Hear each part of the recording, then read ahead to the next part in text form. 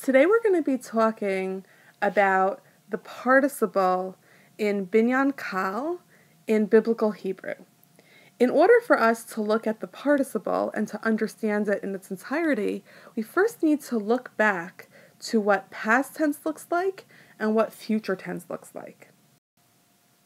So past tense, for the most part, is characterized by a suffix, and future tense is characterized by an a-time prefix, which means I have one of my letters, aleph, yud, taf, or nun, goes before my shoresh. You learned this already.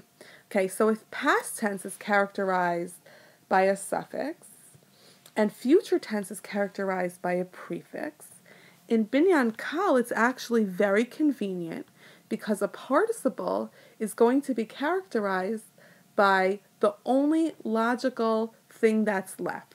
What is it going to be characterized by? Can you guess? So by process of elimination, if past tense is characterized by a suffix, something at the end of the word, and future tense is characterized by a prefix, something at the beginning of the word, so a participle is characterized by something in the middle of the word. So let's take the same shoresh, kaf, taf, bet. Okay, and what is this, how is this conjugated? Ko, tev. And I could either spell kotev with just this cholam chaser, with just the dot between the kaf and the taf, or it could be spelled with a cholam malay, and I could see the vav, kotev. Okay, that would be one way, one conjugation of the participle.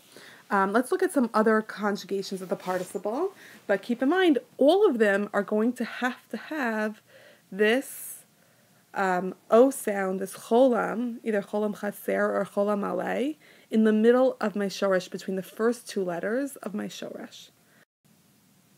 So here I have in front of me my four possible conjugations of the Qal participle.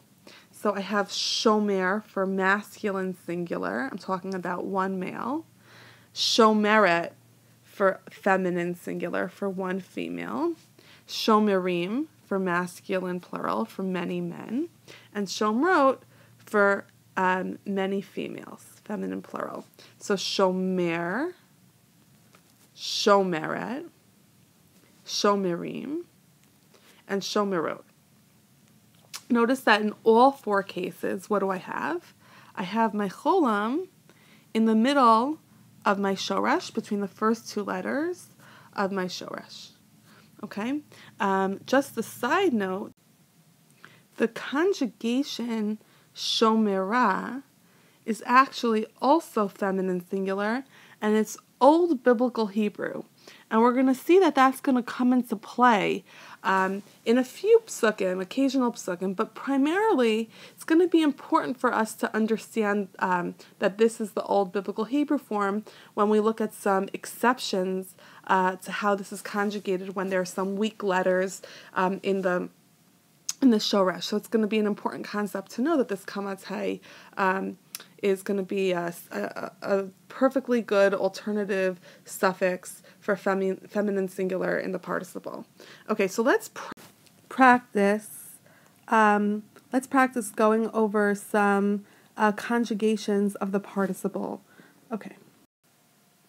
Okay, so now let's practice just a very basic, simple example of the shoresh kaf, taf, bet, and I want you to conjugate it into the participle. So there are four possibilities. I gave you masculine singular here. It would be kotev. It could be spelled either way. And I want you right now to take a moment and to pause this video and to fill out what would it be for feminine singular, masculine plural, and feminine plural. Okay, so hit pause and do that, and then see, and then hit play again to see if you got the answers right. Okay. So we have masculine singular filled out, kotev. Okay, what would feminine singular be? It would be, so I have my shoresh, I have kaf, taf, vet, and I have in the middle of my shoresh, because the participle, I have my cholam. And now I just have to add my suffix to make it female. So feminine singular, so it's ko, tevet. Okay, my et suffix. So this would be the conjugation for any female suffix. It could be for you, feminine singular. It could be for she. It could be for I if I'm a female. Okay, any of the above would work for kotevet. Okay, let's do masculine plural. Okay, so I have my same shoresh again, kaf, taf, bet. I have my cholam in the middle of my shoresh, okay, and I have my im suffix, okay, so I just have my beged kefet letter, kotivim, okay, kotivim, okay, and it's a chirik, okay, and then similarly for feminine plural, I have my shoresh kaf, taf, bet. I have my cholam in the middle of my shoresh, and I just have my ot suffix, and I just add on a shva, right? So I have my beged kefet, kotivot. So I have kotev, kotevet, kotivim, and kotivot. Okay, so those are my 4 conjugations of the participle. Now let's look at more examples to practice the conjugation. So here you have a whole bunch of examples that you can practice. So hit pause, complete them with nikudzot, and then hit play to see if you got it right. Okay, so hit pause now, and then hit play when you're done. Okay, so let's look at the first example, Shira walks. So my shoresh for walk is hey, lamed, chaf. Okay, it's a participle, so I have my cholam in the middle. Right, and because it's a female, Shira is one female, feminine singular, so she's going to get the et suffix, holechet, okay, holechet, you're going to see the holechet, okay. How about B, we take, so my shoresh is lakach, lamed, kuf, chet, it's a participle, so I have to have my cholam in the middle of the shoresh. And the suffix for we, right, masculine, is masculine plural. So it becomes the im suffix. It becomes lo, ki, chim. Okay? Now how about they here? So my shoresh for they here is shin, mem, ayin. And they, feminine, is feminine plural. So my suffix is ot, so it becomes, oh, and I have a participle, so it gets that o in the middle. So it becomes shome ot, okay, shoma ot, okay. I eat, I masculine eat, masculine, and I is singular, so it's masculine singular. So I have my shoresh, aleph, chaf, lamed for eat. It's a participle, so I get the cholam in the middle. And it's masculine singular, so there's no suffix, so it just becomes ochel. Rhymes with shomer, okay? You love, okay? You love is aleph, hey, that, okay? And you masculine singular, what's my suffix going to be? There's going to be no suffix because it's one male, it's masculine singular. I have my cholam in the middle because it's a participle, so it becomes o, have. Okay, o, have. Okay, you remember masculine plural, so my shoresh is zayin, chaf, resh, for remember. It's a participle, so I have my cholam. And you masculine plural is going to be the im suffix, so it becomes zoche, reem. Okay, David sees. David is masculine singular. I have my shoresh resh, aleph, hey. I'm a participle, so it's a cholam in the middle.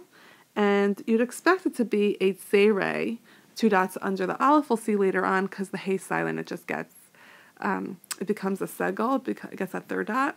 But don't worry about that. If you put a tzerei, 2 dots, it's fine. Okay, you sit. So my shoresh is yud, shin, that. Okay, it's a participle, so I get my cholam in the middle.